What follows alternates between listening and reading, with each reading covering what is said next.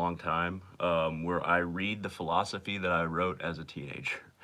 So I wrote like this whole binder's full. I can't really move it right now, but I wrote this when I was a teenager, 15, 16, 17, somewhere around there. I don't think I wrote very much more when I was 18, but at least not in this binder. I probably have other writings like elsewhere. But this is going to be me just reading what I wrote when I was 15, 16, 17. And this is all philosophy. Like my light levels right here. No, no, not that. No, that's not what I want. But so this is going to be all kind. I was already kind of studying spirituality and philosophy and reading various books around probably middle school and then early high school and then into high school. So I started to really think about everything and just bounce my ideas off of everything in my head because I knew my consciousness. Hey there, Brian. So I knew my consciousness was fairly unique. I knew that from a young age. So I really started to try to understand my world. I started reading a lot in middle school, various spiritual works, various philosophical works, and then later on in high school I kept on reading. But I started writing philosophy. A lot of it was in various. I think a lot of it was just in classes that were going too slow. I thought were a little bit boring, so I just wrote my ideas about everything and my reflections on everything. And yeah, so this is like a binder full of just me philosophy that I wrote. I so I'd like to say that I don't necessarily believe all of this anymore. This is just my thoughts when I was a teenager, and I don't really know what's in here. I've kind of skimmed some of it, and I've kind of read some of it before. But yeah, these are just my thoughts when I was a teenager, my thoughts about everything, philosophy, things like that. So I'll go ahead and dive in. And if you like content like this, if you want me to do another live video like this, if you want me to just make videos where I read the rest of the philosophy, we're not going to get through it in one sitting. But feel free to let me know. And in the comment section below, most of y'all will probably be seeing this video after it's published. But those of you that join me, I'll try to answer your questions when I see them. I haven't been doing lives for very long, so, you know, people don't expect them on my channel. But let's just go ahead and dive in with the very topmost page. The importance of mental intervention. Logic should always be applied in its purest observational form and never left out of the thought process. Many of the world's philosophers have created ideologically corrupting ideas, not from lack of competence, but from only choosing observations that behooved them. And so the logical process of observation finds a speed bump in the people who recognize it but willfully reject it. It is important to recognize those people who know of the wrongs their position brings and that they most certainly operate regardless because of emotional attachment to these regressions. A mental intervention is an appeal to a person or a society's logic, which we all possess. If we perform this intervention with emotion, it will fail because it plays on the illogical system they are used to. And so nations war with zeal. As far as what could be the essence of the mental intervention, it can range from the logic of humanity's preservation in peace through operations like the UN. And okay, something completely different now. Just going in order of how it's stacked, basically. No new ideas, in quotes. The Void, the Compass That Guides. Apparently, this is for the book, The Void, the Compass That Guides. That I did write and tried to get published at one point, and I think a lot of it was drawn from this, actually. I tried to get it published years and years ago, but, you know, it's hard to get new philosophy published just because there's a whole bunch of gatekeepers. All right, so let's go ahead and read page 2. This was from 2011. So I was 19, I think. Okay. So I have stuff in here from from not just 15, 16, 17, but 18 and 19, I guess, cuz I graduated in 2010, high school from 2010. So a year later, I must have been 19. Okay. The Void, the Compass That Guides. Someone once said to me that every idea has been thought and nothing new will be contemplated in the future. I would have to agree with the statement, but would add that it is the combination and or application of such ideas in which creative introduction touches others. Just as the words we use have been used for some time, it's the sentences that show individuality. It is for this reason that everyone must take advantage of their unique combination of thoughts to add to whatever community they most dwell on. In? Maybe I meant in. Every every contribution and circulation of ideas adds to what can be thought in the future. A reclusive and unopened community of thinkers promises little hope for progress in any section of life, with which this idea applies to all. Many people around the world are not permitted to add to any community of thought because of religious or fanatical political powers, leaving them with only the thoughts of people approved to be circulated. In such situations, individuality has no purpose, but neither does progress, societal, economical, spiritual, or otherwise. This situation is common among human historians, however, in that one idea of general good is placed much higher than any individual's interests. Interesting. Didn't realize I wrote like this back then. Apparently I did. Okay, I'm not getting that anytime soon. Okay, so page 3. And once again, just kind of going in order. And I don't know if I'll be able to see people's questions actually, because I'm looking down and reading a bunch. But also, let me know if my lighting is okay in this, because I have like lights set up, and I don't know if it's satisfactory from y'all's end. Like, it looks okay to me, but I kind of got a light in my eyes. Okay. I think this is a continuation of the last page. From a philosophical point of view, it seems appropriate that males should die out from the species of man as we progress through thousands of years. The need for strength and aggression males have to offer is required less and less. The man, the man's mind is and has been the cause of war also, and if mankind is to survive, men may need to pass. Assuming such a thing is evolutionarily possible, it is easy to see more than a few advantages. But there is a want for dominance among us, and would that want turn certain women into the new men, making the whole beneficial process a waste? Question mark. We are like animals in many ways, but the need for dominance is falling, as we see in women's attractions to males with little dominant qualities. I was a teenager, keep in mind. I didn't know everything yet. So as males fall, so will women who have the trait of sole male attraction.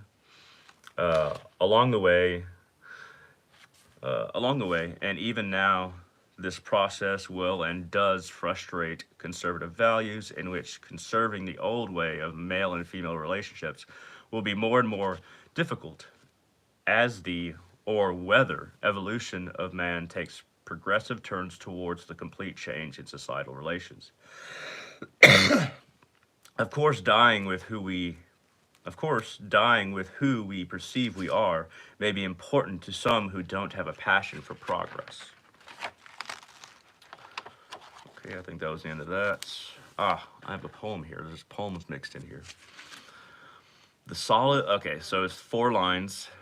It looks like I'm counting in these and trying to make a haiku or something. The solace of solitude, forcefulness of willing comes from the slaughter of sadness in this world of evil's conception. Interesting. I don't know what my numbers above it mean. It's a 1, 2, 1, 3, then a 1 in the center of the sentence, then 1, 3, 1, 2 over all the words, and then 1, 1, 1, 1, 1, 1, 1, 1, 3. What are they doing there? Okay. Okay. So, let's see. The workings for something more. The void, the compass that guides. Those who sow in the hard winter reap in glorious summer. This world, this is a quote. Those who sow in the hard winter reap in glorious summer. This world is a harsh winter. Summer is the eternal realm. Let us sow now in this wintry world, so we may harvest in the splendid summer. End of quote. The Essential Gnostic Gospel is the Gospel of Philip. It looks like I was reading that at the time. I remember reading the whole thing way back. Okay. So apparently that was on page 52 of the Gnostic Gospels, Gospel of Philip. Okay. Now I think I'm going to elaborate on this idea or think on this idea in this coming paragraphs. This idea is true even if one does not believe in the afterlife, but especially so if one does for obvious spiritual benefits, such as increasing the soul's light to be ready for God. But of those who do not believe in the afterlife, most would still and most certainly agree with the benefits of hope for oneness. A builder who does not know if he is to construct a building would rather gather the appropriate tools to do so, because in this profession he is meant to do so. It is the same with humans and hope. We were meant to hope for something more, whether there is another realm or not. It is in our nature, as our profession is our humanity. We are compelled, with good intention from birth, to give and receive, to learn and to be happy. All of these are traits that fuel hopefulness for something better. The reason for human despair is a clouding of our means to hope. And I think I'm continuing. It is ignorant. I wish I would have numbered these actually. It is ignorance that causes people to lust for power. The ignorance to the fact that nothing can be controlled but what somebody else or some other group permits. It is possible to come to the end of a long succession of permissions, but at the end is the environment in which we live, not a person. Control is an illusion supported by the powerful so that others do not think the powerful are weak and therefore submit.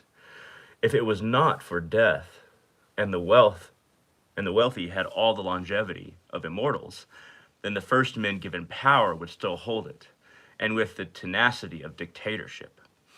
Death seems to be God's failsafe.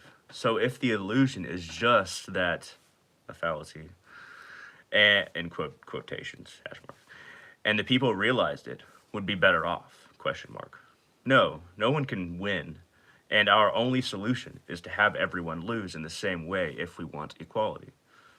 However, someone would have to implement all this, giving them the power.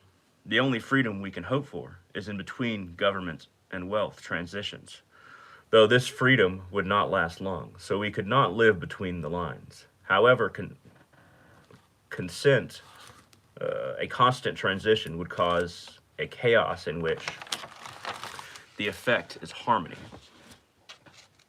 Make sure I didn't skip something here. Yep. The effect is harmony. I will explain with something that is undeniably us, life.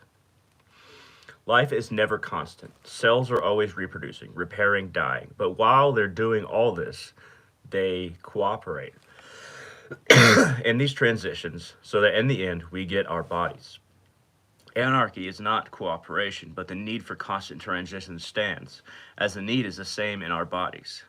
While still exploring the topic of control in this world, which we should all do, I propose a rebirth of society, in which the population of the world lets go of their desires for the means to power and replace it instead with compassion and action to help only others and worry about uh, compassion and action to help only others and worry about ourselves only in the sense of physical health and nothing more. No more selfishness to the extent that everyone would be happy as a result of the care from others. This would be a transition and a constant one because of the continual giving of one's own power away to others, so no one would hold it very long. A change in society cannot be enforced because enforcement wouldn't work. It would happen universally once gaining a slight foothold in the world's population because of the end to law. Apparently, I was a little anarchistic back then. Still a little more anarcho-primitivist at heart right now, but currency's value removed, someone's value would have to be only what aid they could provide to others. Goods, physical or mental skills, or some other type of support. The standard of this kind of society is that those with less get more and those with more give more. I believe our nature is what we can make it and not necessarily what it is. A goal doesn't have to be realistic to be worked towards, for in the work in the work towards the impossible, we shape a reality that becomes much better than any realistic goal achieved. What we imagine in this discussion is a world where people are free from the mental and spiritual doubt that interest in personal gain brings. If one is interested in only what he has, he will be constantly fearing death. For his whole life, he amassed things that he cannot take with him. But if one helps only others, then he leaves this world with all his labors eternally intact. Sorry, I'm coughing so much. This is pretty well written for me being a teenager. I still write. I still write. It's very. I was checking my teeth because it's light. It's weird. I still write incredibly like this.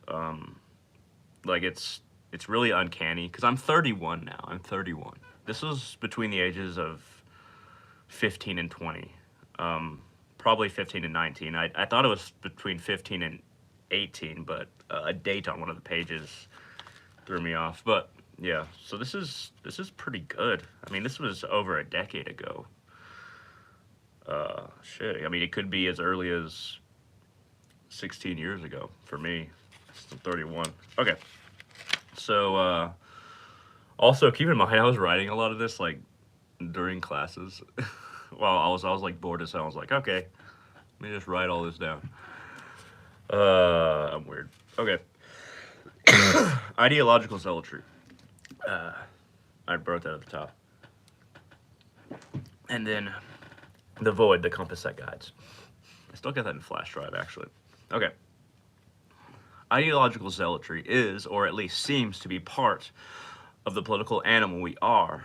For if one reason he will, for one reason, I guess, he will fall in love with his, if one reasons, maybe, he will fall in love with his labors of the mind, as with a parent who has worked in raising their child. We don't realize that much of the time, we don't realize that much of the time we love ourselves because of the labors and love our hard work, and do not indirectly love our families. Not to say there is no middle ground, but most embrace the reality that involves how we view ourselves. That is to say, it feels good to care, so we do it. A pat on the back. Now, what of those who hate their labors? Why? Well, love of self can produce hate of labors if one fails or wishes to be labored in another area. We are labored by the world, for we hate no control, which is very likely to produce hate, which we may believe to be love.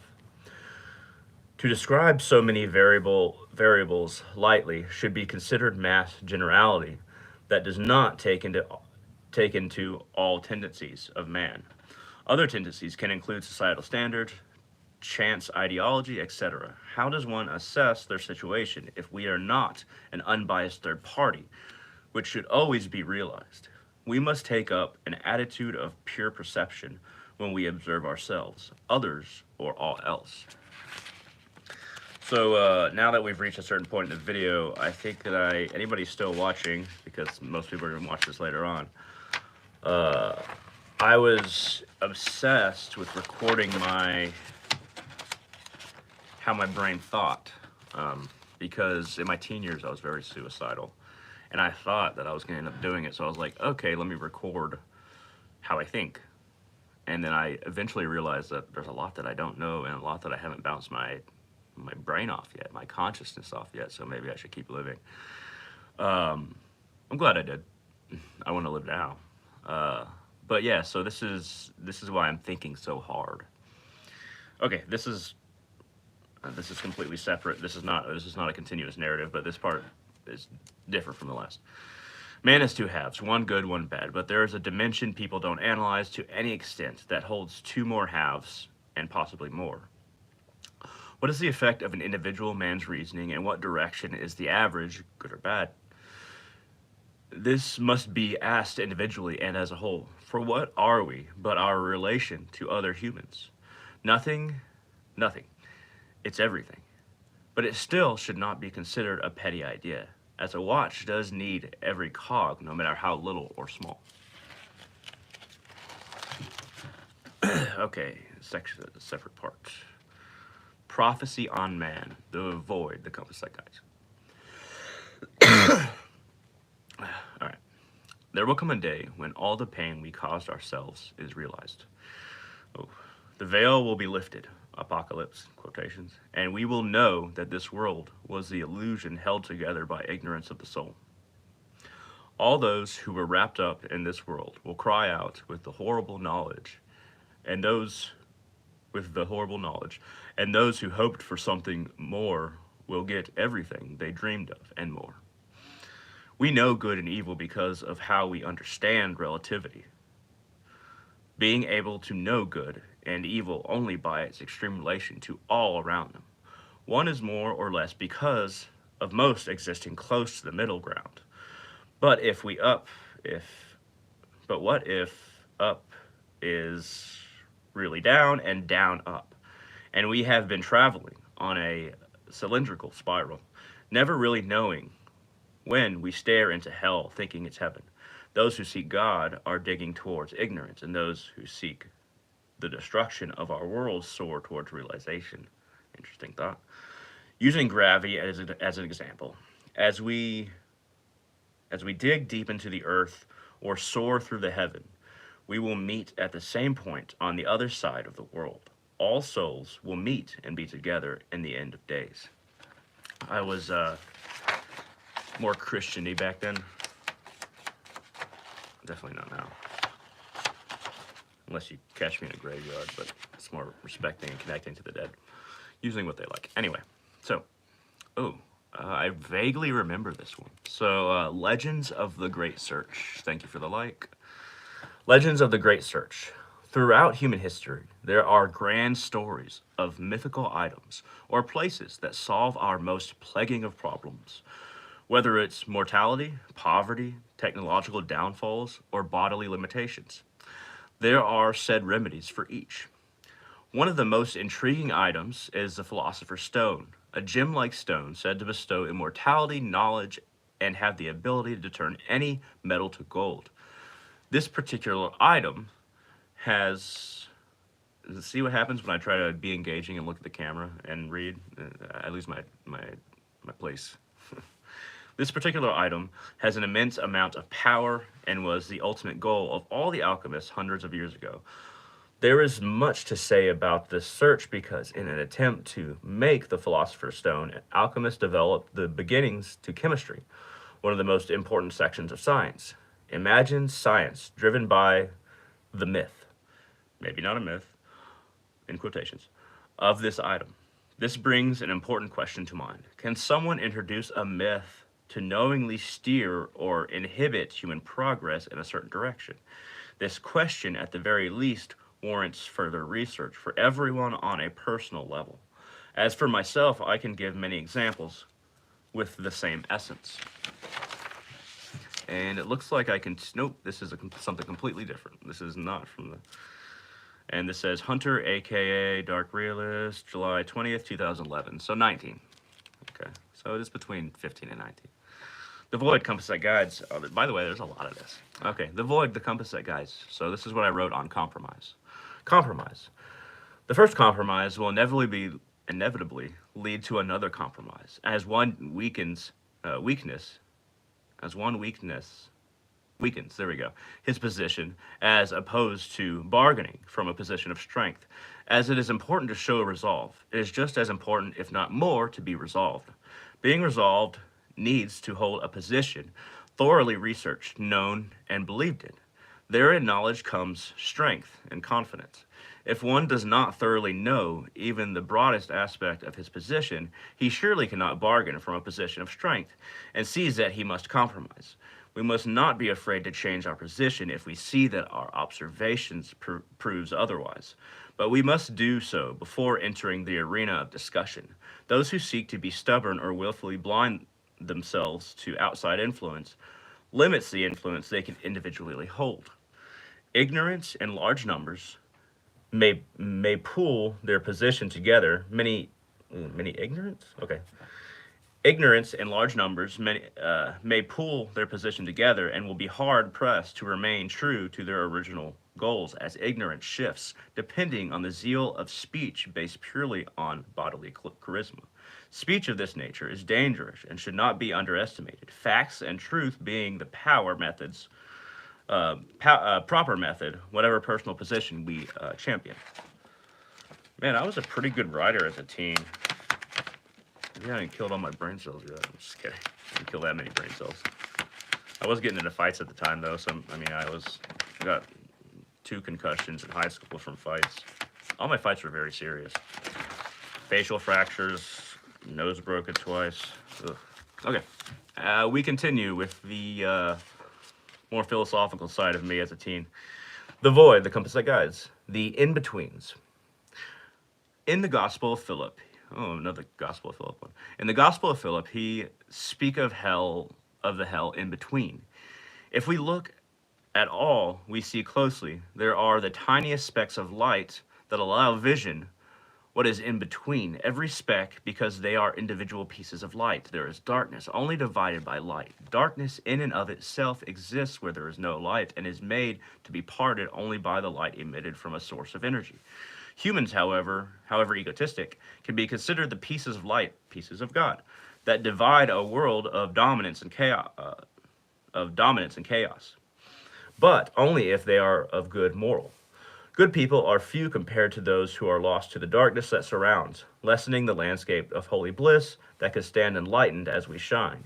Yet we forsake that which is good for the enticeful, in between, in our egos, are drawn to, and our souls are dim. Let us be shown example through our sight and be aware of the extremity of two sides universal. If you stray, look as if you fall, get back up. The freedom of choice is important for good to strengthen, because if we did not have darkness, light could not shine in this world of relativity. So when I was talking about the specks of light and the splitting the darkness, I didn't realize that other people don't see this way, but later on I realized that I don't know why. I don't know if it's schizophrenia or what, but I see through millions of specks of light, and I can see every speck, and they're blinking it out of existence. It's like my vision is static, but everything's very clear. I have really good vision with contacts. Everything's clear, but I see as static. And I always assumed for years that everybody else saw this way, that everybody can see the pinpoints of light hitting the eye and then disappearing. Not everybody sees that way, it turns out. I didn't realize that I was the only one who sees this way till later, or maybe I still kind of think people don't notice, but I notice it somehow. Anyway. All right. Oh, look, a poem. So, to cleanse. I am bothered and I am bathed in the fires of despair, stripped to the bone when the blaze craves my taste, a gentle meal. But I am matter, I am man, so my body is limited and a short consumption. My essence is left bitter or sweet. Light is not for the devil to dine. Darkness cannot digest, though it does chew. Heat from the demon's womb armors the soul when it bakes the flesh. For as our body dies, we are born anew before the sky, so that the light of God can brighten what is left, that which can never burn, the uncorruptible, unfathomable self. Dark realist. That wasn't bad. Okay, so the new prophets. This should be interesting. The new prophets. If an end is to come to all or most of humanity, a building up can be sensed by those with the most compassion for humanity, when even the smallest of shifts in the average human psyche tilt towards fear or sadness. These people will have a great perception through their compassion and will see the patterns that lead up to destruction. It is almost certain also that the same people's ideas will be rejected because it is not a good reality that they warn of. Though we are not ready, we will need to promote a culture of free ideas globally, so all information can be seen and considered by humanity as a whole. In knowledge, humanity has a chance to see the error of its ways. These sensitive ones who see many may rise when their warnings are close and imminent. This means new prophets, new religions, and new cultures rising around those who knew, for in them is the safety and knowledge of the future. The masses will swell around each of their respected prophets, and many of the prophets will succumb to their vanity, sending the different tribes of followers to clash. The peace we've always wanted may be another possible outcome, but the system of war we employ will be the new born as the old. Interesting. And then it's funny on the back of the page, big versus little, and then I put in quotations the basics, and then I didn't write anything. Okay, so our sickness. The way human society operates is a sickness. We are possessed with the idea of materialism, and that being or becoming rich is the ultimate goal in life. In parentheses, even in communist countries or ones with a dictatorship, people have a great desire for currency with the ruse that their desire is purely self-preservation. Okay, continue.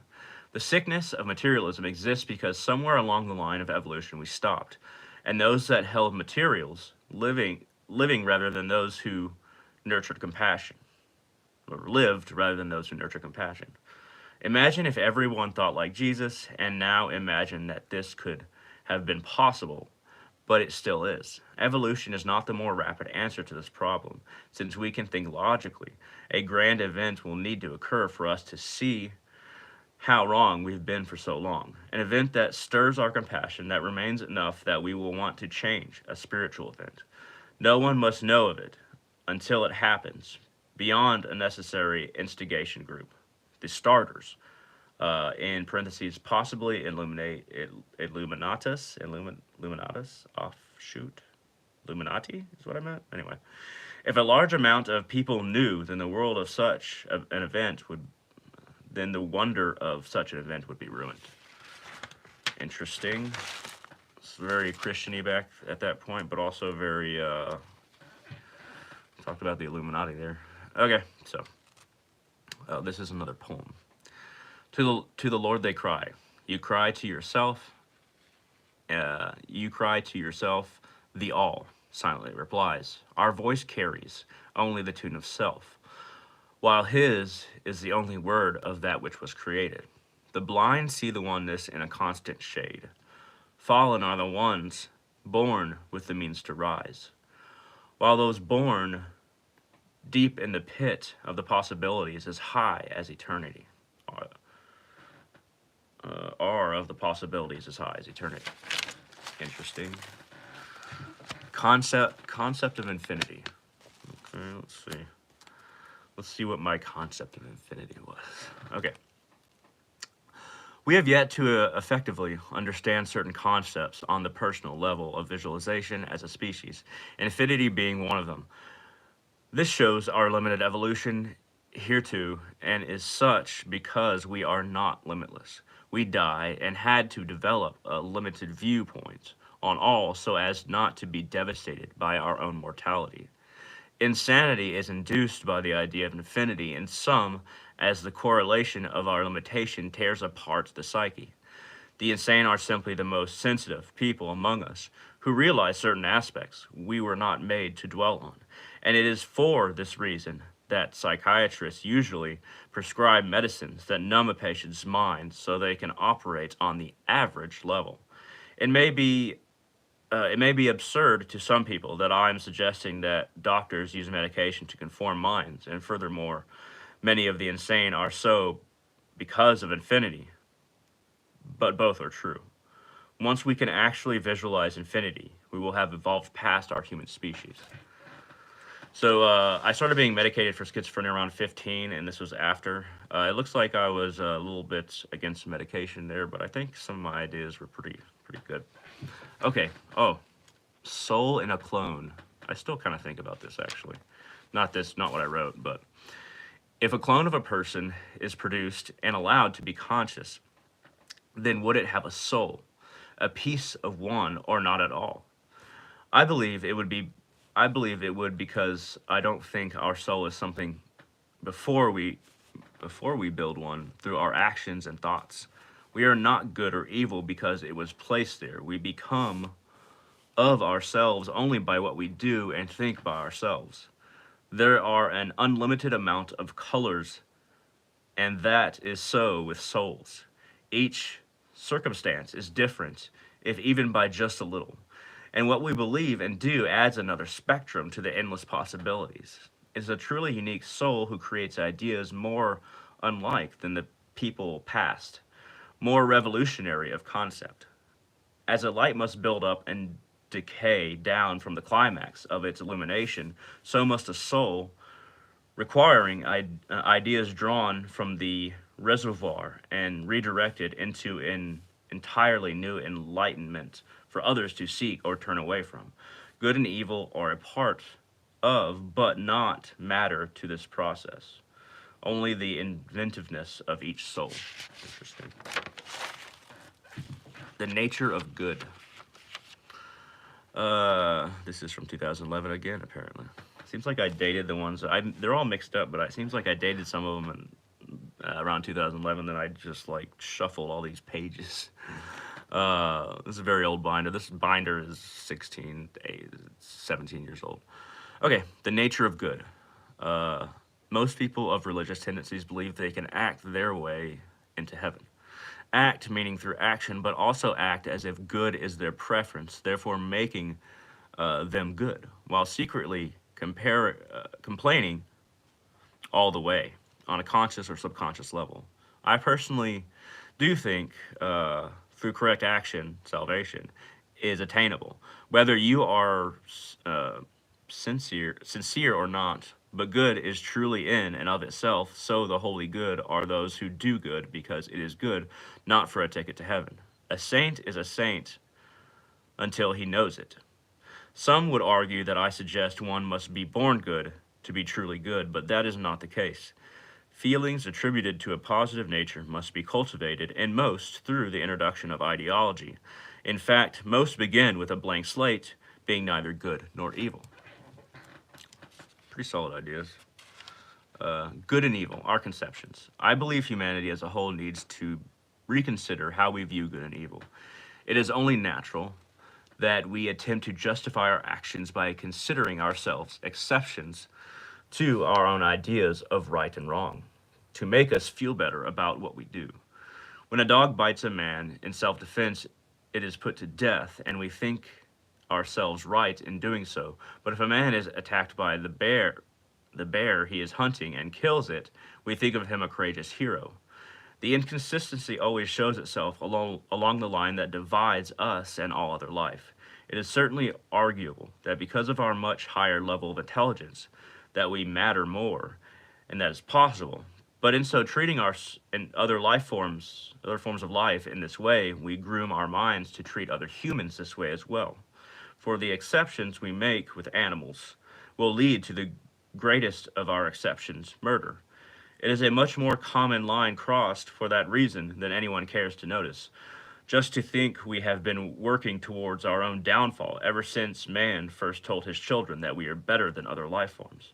The poor, weak, and old, and or those who don't have the means to educate themselves, seeming less intelligent, are the first ones we allow to suffer and die with the thought that they are weaker, i.e. less human. This pattern will continue if we do not stop our daily exceptions until every person is too selfish to feel any compassion. But many egos must be broken and many minds enlightened before we have a chance. Pretty solid ideas there.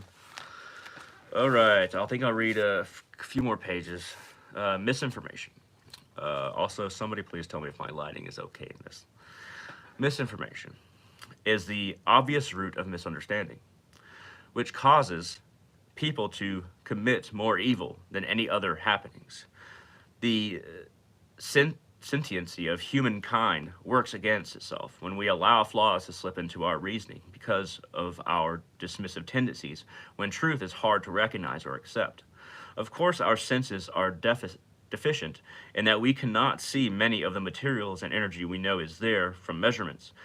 Displays how false divisions are so ingrained in how we experience reality, making us part misinformation ever since our beginnings. Not a bad idea. Controlling the balance. Good cannot exist without evil. You are good. Thank you, Dan. Controlling the balance. Good cannot exist without evil. If we are to see the two, I put TO and say TWO, okay.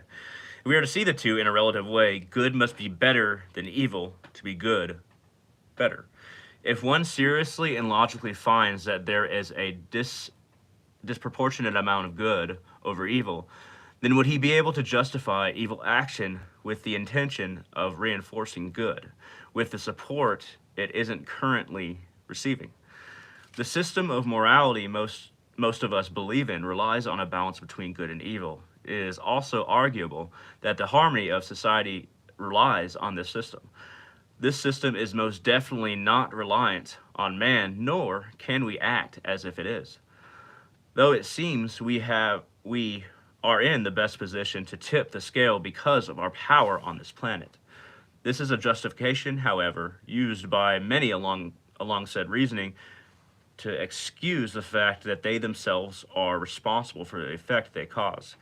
Ideally, the yin-yang process can be controlled and evened out if one wishes to control or hold the power to make such a decision for the sake of their goals. Of course, nothing is as ideal as ideals.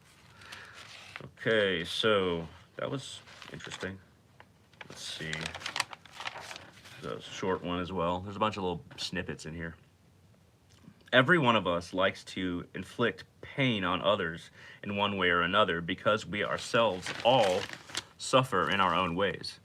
And it is satisfying to make others suffer more or as much as, for in doing so, we're no longer alone. Loneliness depresses anyone already in despair exponentially because since we are social beings, we require communication to feel confident in our beliefs on reality. And so we aren't stuck with our sadness to dwell on. If we have no one to stay in relative comparison to, then doubt manifests without needing assurance. The needed assurance. The conscious has trouble realizing self because we love to consider ourselves as ethical. And so we reinforce this notion throughout our entire lives to avoid the challenge of change. Interesting. I don't know what I think of that, actually. Oh, I think we'll go ahead and end on this one. I've been talking for like 42 minutes. Okay, I'll give my reflections after I read this one. World religions, East versus West. There seems to be a fundamental difference in the value of love between Western and Eastern cultures. From the view of someone who is outside said Eastern culture, looking in, love doesn't appear to have value over religious obligations or obligations to one's family. Each person is only a vessel through which a group can get ahead, whether their family wishes to be connected to another family through marriage or religious devotees wish to bag another soul for God. The opinion of love has no place. It can be argued that one or even two people's whims of affection are not an intelligent match for a social construct that so many buy into. For if so many follow, surely it would exist as a combined intellect, and should not be subjugated to the vast insecurity of personal feelings. If one was to look at the issue from a distance, the entire argument could be summed up with a question: should the preferences of the individual be respected by the whole? Some would say yes, for freedom is second to none, and some would say no, because the greater good is what everyone should devote themselves to. Both opinions, which have the flavor of cultural bias, which should always be taken into account, but I am inclined to say the whole is made up of nothing but individuals.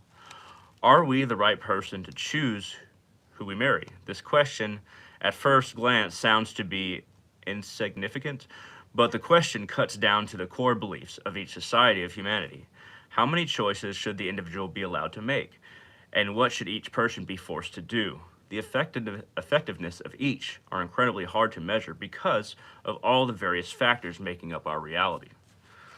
That's interesting. And now I just kind of want to read more of my stuff because I'm like, what else did I think about? There's a whole lot. I'll read a little bit more, just because now I'm kind of got going. All right. What is this? There's bulletin points here. Let's see what this is. You speak with words both great and hollow, as 1,000 grains of sand slipping through the hand of interpretation. Who does not bother to count each expression?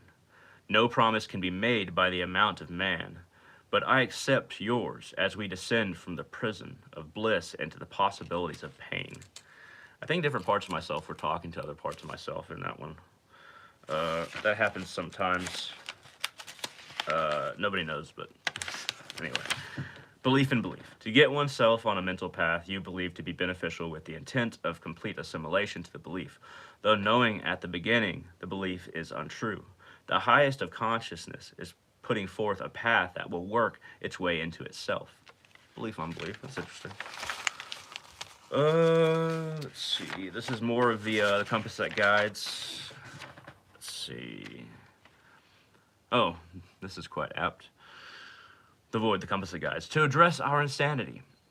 The act of personal inquiry in regards, well, this is from 2011 as well. I seem to date all of the void, the compass that guides ones. To address our insanity. The act of personal inquiry in regards to insanity is a paradox in and of itself. Part of insanity is the inability to address matters of reality in the way most would with a clear mind, but should always be considered relatively, for it is always an opinion what is sane and what is not. But if one is insane, to reflect on themselves with their mind in the state it is in, would yield false information that could either unrealistically motivate or discourage the individual depending entirely on the illusionary world their mind exists in. So how do these people address their own insanity? The logical course would be to compare their world to others' worlds, others' opinions on the world. But logic is opposite to insanity and can only be embraced if one does not act out of what makes sense, but out of the sense from others. This also being logical, but an easier truth to become a part of. Religion is an excellent route for the insane because of a set of morals that can be focused on and strive towards without the worry of deception by someone you speak with. That often comes with creating a world for themselves where everyone else is wrong. That's interesting. All right. This is another one from the code. It's from 2011 as well. Okay, I'm gonna really end on this one, and then I'm gonna give some thoughts. Okay. The law system. A new proposal. The void. A compass that guides. Deviation from law may not be. Oh, do I want to end on this one? Deviation from law may not, maybe not for the want of the crime, but for the rejection of the law system. Is the law system impossible and destined to fail from conception? The system is placed for the good of the whole and relies on complete control concerning all people in the land it reigns over. Man will always attempt control over another with many short-term benefits, but considering this basic human instinct, once the laws are placed, we will always seek greater control for ourselves by breaking as many as we can to feed the desire for the illusion of control. I propose that there is no solution to activity described as criminal, but inaction is itself action and may yield unexpected fruit.